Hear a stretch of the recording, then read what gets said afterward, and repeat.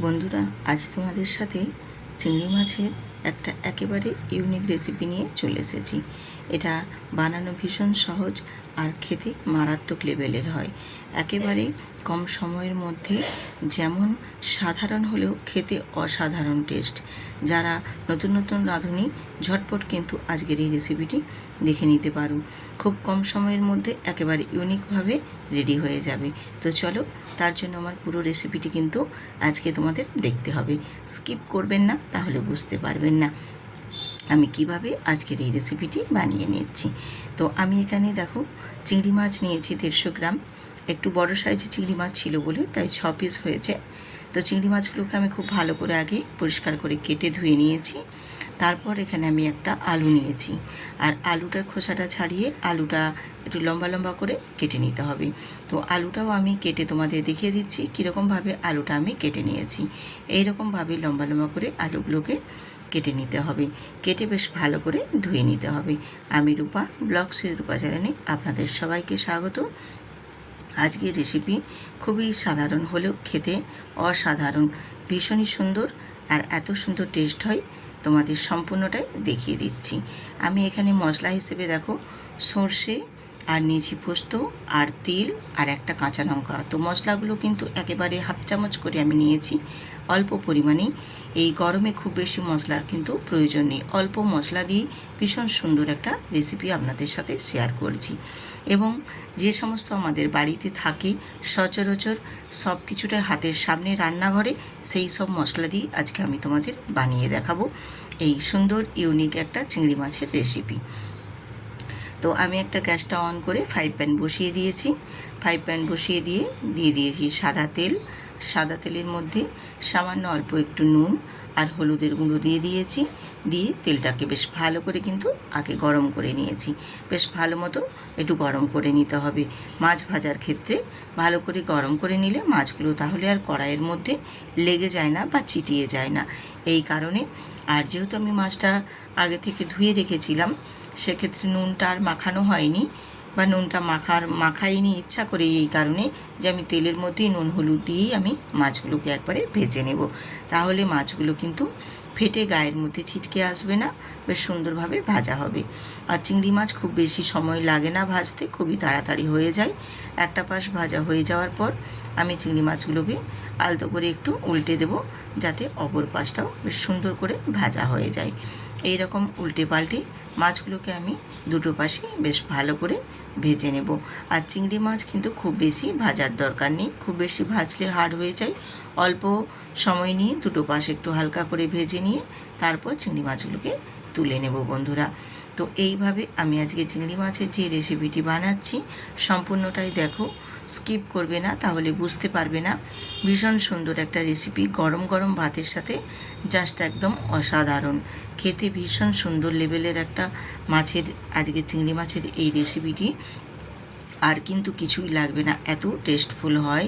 তোমরা পুরো ভিডিওটা দেখো, আশা করছি তোমাদের ভীষণ ভীষণ ভালো লাগবে। আমি ওই তেলের মধ্যেই দেখো চিংড়ি মাছগুলো ভেজে তুলে নিয়ে এখানে আমি আলুগুলো দিয়ে দিয়েছি। আলুগুলোকেও একটু হালকা করে নাড়াচাড়া করে নিয়ে একটু ভেজে নিয়েছি। দুটো পাশ একটু হালকা লাল লাল করে ভেজে নেওয়ার পর আমি এখানে অ্যাড করে দেব একটা পেঁয়াজের কুচো আর একটা কাঁচা লঙ্কা। তো কাঁচা লঙ্কাটা বড় থাকার কারণে আমি দুখণ্ড করে দিয়েছি, আর আমি এখানে একটাই লঙ্কা ব্যবহার করছি। তোমরা যদি ঝালটা আরও বেশি বাড়াতে চাও সেক্ষেত্রে লঙ্কার পরিমাণটা বাড়িয়ে নেবে, বা ঝালটা যে যার পছন্দের মতো দিয়ে এবারে আমি খুব ভালো করে আবারও আলুর সাথে নাড়াচাড়া করে নিয়েছি। করে নিয়ে একটু পেঁয়াজগুলো বেশ আধো আধো ভাজা হয়ে যাবে সেই পর্যন্ত অপেক্ষা করে নেব। অপেক্ষা করে তারপর দেখো তোমাদের দেখিয়ে দিচ্ছি, পেঁয়াজগুলো বেশ আধো আধো ভাজা হয়ে গেছে আর কালারটাও বেশ পেঁয়াজের চেঞ্জ হয়ে গেছে। ঠিক এই পর্যায়ে এখানে আমি অ্যাড করে দেব হাফ চামচ হলুদের গুঁড়ো দেব, আর হাফ চামচ দেব কাশ্মীরি লঙ্কার গুঁড়ো, যাতে কালারটা ভীষণ সুন্দর আসে। এটাতে ঝাল হবে না, কিন্তু কালারটা একদম সুন্দর নিয়ে আসবে। আর ঝালের জন্য তো আমি কাঁচা লঙ্কা দিয়েছি, তোমরা চাইলে যদি এখানে গুঁড়ো লঙ্কা, ঝালের লঙ্কা যদি ব্যবহার করো গুঁড়ো, সেক্ষেত্রেও ব্যবহার করতে পারো। তো দিয়ে এখানে আমি দেখো যে মশলাটা রেডি করেছি, সেই মশলাটা আমি এখানে দিয়ে দিলাম। মশলাটা দিয়ে আবারও বেশ ভালো করে একটু নেড়েচেড়ে আলুর সাথে সুন্দর করে কষিয়ে নেব। এইভাবে আলুর সাথে মশলাটা সুন্দর করে কষিয়ে নিলে মশলার থেকে বেশ একটা তেল ছেড়ে বেরিয়ে আসবে আর মশলাটাও সুন্দর করে কষানো হয়ে যাবে। যেহেতু এখানে তিল আর সর্ষে আছে আর পোস্ত আছে, সেক্ষেত্রে সর্ষেটা কিন্তু একদমই তেতো ভাব আসবে না, বেশ সুন্দরভাবে কিন্তু একটা তেল ছাড়া ছাড়া ভাব হয়ে কষানোটা সুন্দর করে হয়ে যাবে আর তেতো ভাব একদমই কিন্তু লাগবে না। আমি কিন্তু এখানে নুন কিন্তু এখনও ব্যবহার করিনি, আপনারা খেয়াল করছেন কিনা আমি জানি না।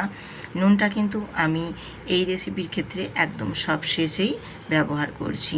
এবারে মশলাটা দেখো কষিয়ে নেওয়ার পর আমি কিন্তু এখানে নুন দিয়ে দিলাম। এবারে নুনটা দিয়ে আবারও একটু নাড়াচাড়া করে কষিয়ে নেব, বেশ শুকনো শুকনো করে কষিয়ে নেওয়ার পর তারপর আমি এখানে পরিমাণ মতো জল দেব। তো আগে মশলাটাকে বেশ সুন্দর করে কিন্তু শুকনো শুকনো করে কষিয়ে নিতে হবে, তাহলে বেশ একদম সুন্দর একটা কালার আসবে। এই জন্যই একটু শুকনো শুকনো করে কষিয়ে নেবেন বন্ধুরা। আর যখন দেখবেন একদম পিটপিট করে তেলটা ছেড়ে বেরিয়ে আসছে, সেই পর্যায়ে জলটা দিয়ে দিতে হবে।